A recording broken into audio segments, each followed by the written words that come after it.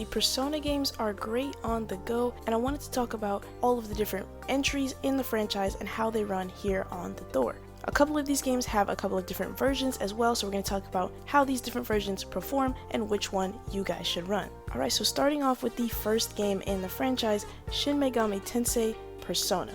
After doing some research, I found out that the PSP version is what most people recommend.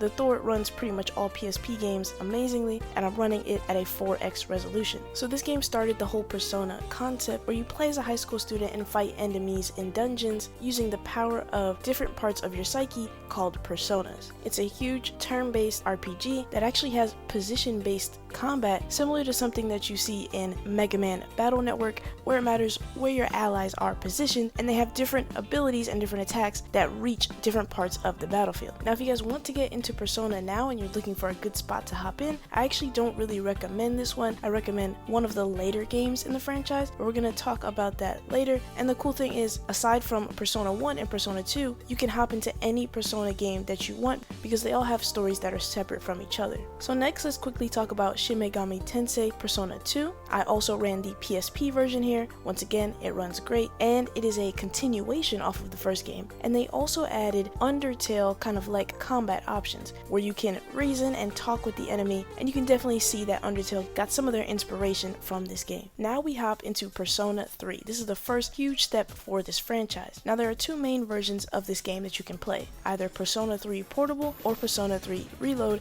which is the remaster. Now if you don't mind the outdated graphics or you have a less powerful device, then I would recommend playing Persona 3 Portable. This is the version that I played, and I'm playing the Switch version, and I'm 60 hours in, no issues. But if you want the best experience, then definitely go for Persona 3 Reload. There are a ton of quality of life improvements and of course better graphics, but you're definitely going to see some frame drops, especially when you're in more intense battles. Now, like I said, this is the start of the kind of Persona formula that we all know and love. There's your traditional turn-based combat, there's your dungeons that you explore and fight monsters with your persona. There's also the kind of life sim section where you can build connections and improve your character, and I think this is a great starting point for those trying to get into Persona. Next, we have Persona 4 Golden. This is the version of Persona 4 where they added some extra content. Now, I tried the PC version of this game, but I couldn't quite get it to work, so instead I tested the Switch version, and after changing a couple settings, I got it to work perfectly. So I'm using the T23 turnip drivers, and I'm in docked mode. All in all, Persona 4 just adds onto the Persona formula. There's a brand new protagonist, brand new main characters, and a brand new story to get lost in. Now, before you start playing this one, keep in mind that they are releasing a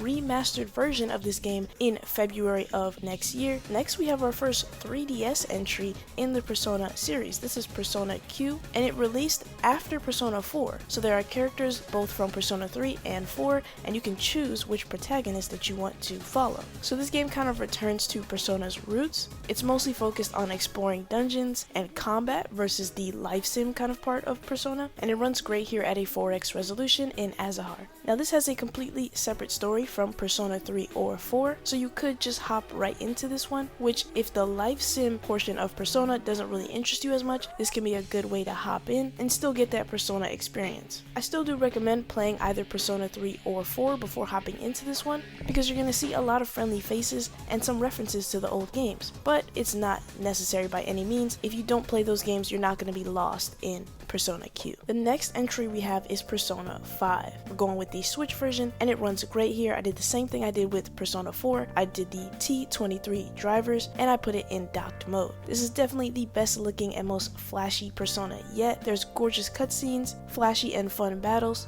and some really awesome quality of life features that make this really fun to play, and honestly might be the best starting point, especially if you only want to play one Persona game. This game also has some really cool action moments outside of the battles. Even right at the beginning of the game, you're running and jumping and dodging and grappling, and it's really fun to see that kind of gameplay in a Persona game. Now, while this game is a great starting point, do keep in mind that this is also the longest game in the franchise, taking over 100 hours just for the main story alone. Now, I have not played much of this game, so I can't tell if you may get tired of the game before that point, but people swear by this game, people love it, and if this gameplay looks interesting to you, I definitely say to give it a shot. And lastly, we have Persona Q2. This is the second 3DS entry for the Persona franchise, and this released after Persona 5. So we see Joker, which is the main protagonist in Persona 5, and all of his companions in this game. Now this is pretty similar gameplay to Persona Q, mostly focused on dungeon combat, and it once again runs great here, so if you liked Persona Q, this is also a good one to try as well. So overall, the Persona franchise runs pretty well. If you guys have any questions or any other franchises you want to see tested on the Thor, let me know down in the comments. That's gonna be pretty much it for this video, guys.